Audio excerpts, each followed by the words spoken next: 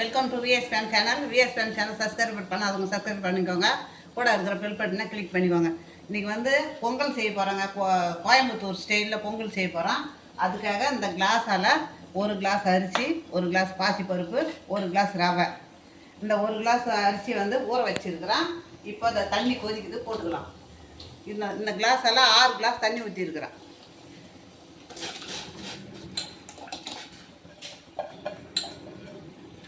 இது மட்டும் ஒரு 10 நிமிஷம் ஊறினா போதும், அரிசி மட்டும்.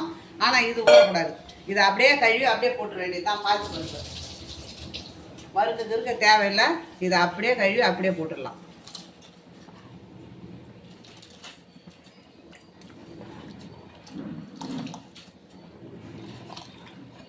இதுவே எங்களுக்கு ஒரு 4-5 பேருக்கு தகுந்தது தான் இது. உங்களுக்கு உங்கள் குடும்பத்தில் அதிகமாக இருக்கிறாங்கன்னா இந்த மாதிரி கிளாஸ் வந்து பெருசாக கூட எடுத்துக்கோங்க, இல்லை படி கூட எடுத்துக்கோங்க. அதை நான் இந்த இதால் எல்லாமே ஒன்று தான், அந்த 3ம் ஒன்று தான் எடுத்துக்கணும். இது அப்படியே நல்லா வேகட்டும். பாருங்க, குழஞ்சி இதை கொஞ்சம் வடிகட்டிக்கலாம். தண்ணி கொஞ்சம் வடிகட்டிக்கலாம்.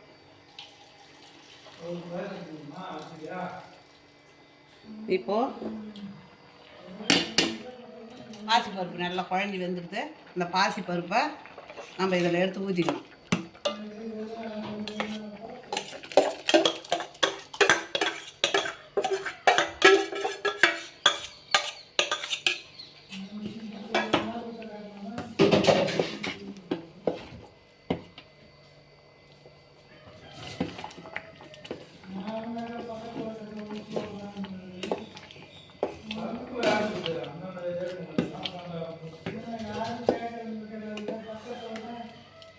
நல்லா குழஞ்சி வெந்து போச்சு. இப்போ நம்ம இதில் வந்து பெருங்காயத்தூளை போட்டுக்கலாம். பெருங்காயத்தூள், இதுக்கு தேவையான உப்பு, இப்போ இதுக்கு தேவையான உப்பு.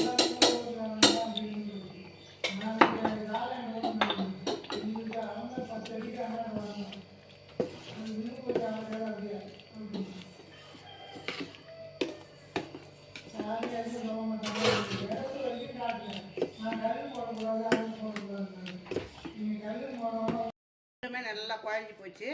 இப்போ நம்ம அது கூட லேசாக ரவையை கொட்டி கிண்டிக்கினே இருக்கணும்.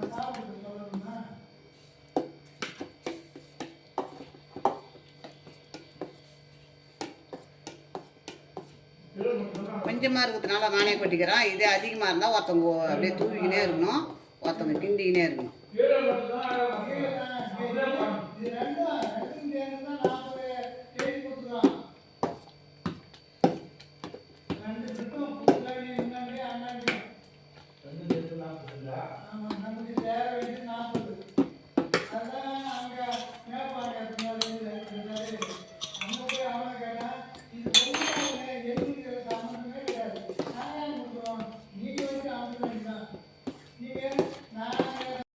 ரவை கொட்டின உடனே எவ்வளோ திக்காக இருக்குது பாருங்க.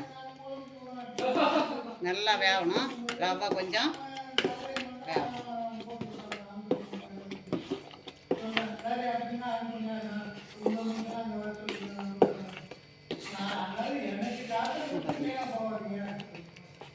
இந்த மாதிரி தான் இது கோயம்புத்தூர் ஸ்டைலு. கோயம்புத்தூரில் இப்படி தாங்க பொங்கல் வைக்கிறாங்க. ஒரு கல்யாணம், ஒரு விசேஷம், எல்லா விசேஷத்துக்கும் இந்த மாதிரி பொங்கல் தான்.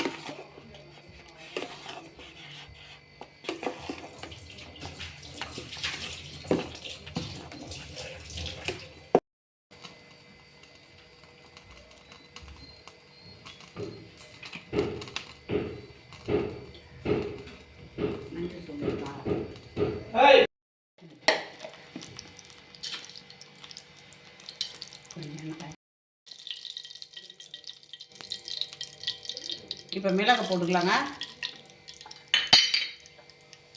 மிளகு நல்லா வெடிக்கட்டும். கிடைக்கும், வெடிக்கும்.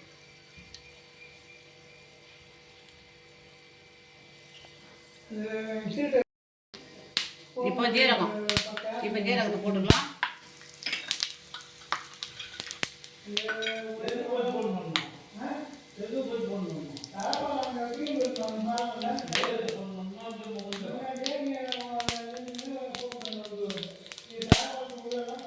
கருவேப்பிலை போட்டுக்கலாம்.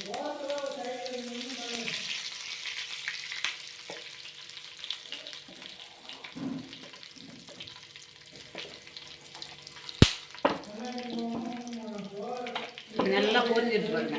இப்போ இதை கொட்டிக்கலாம். ஒரே ஒரு பூச்சி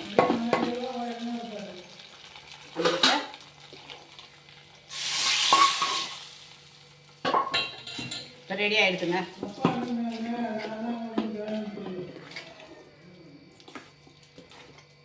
இவ்வளோ சூப்பராக இருக்குது பாருங்க.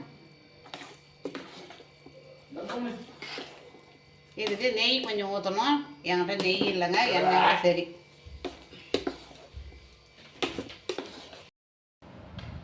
கோயம்புத்தூர் வந்து ஐயர் வீட்டு பொங்கலுங்க. கோயம்புத்தூர் ஐயர் வீட்டு பொங்கல் சூப்பராக செஞ்சுருக்கிற பாருங்க. அதுக்கெல்லாம் நெய் கிடையாது, முந்திரி பருப்பு கிடையாது. அவங்க சாப்பிட்றதுக்கு அவ்வளோ சூப்பராகவும் இருக்கும், அவ்வளோ டேஸ்ட்டாக இருக்கும் சாப்பிடும்போது. இது மாதிரி நீங்கள் எங்கேயுமே சாப்பிட்ருக்க மாட்டீங்க. அதுக்கு பருப்பு காய் போட்டால் பருப்பு சாம்பார் வச்சுருக்கிறேன். இதுக்கும் அதுக்கும் அவ்வளோ இதாக நல்லாயிருக்கும் சாப்பிட்றதுக்கு. நீங்கள் இது மாதிரி வச்சு பாருங்கள். உங்களுக்கு பிடிச்சிருந்ததுன்னா எனக்கு லைக் பண்ணுங்கள், கமெண்ட் பண்ணுங்கள், சப்ஸ்கிரைபர் பண்ணுங்கள்.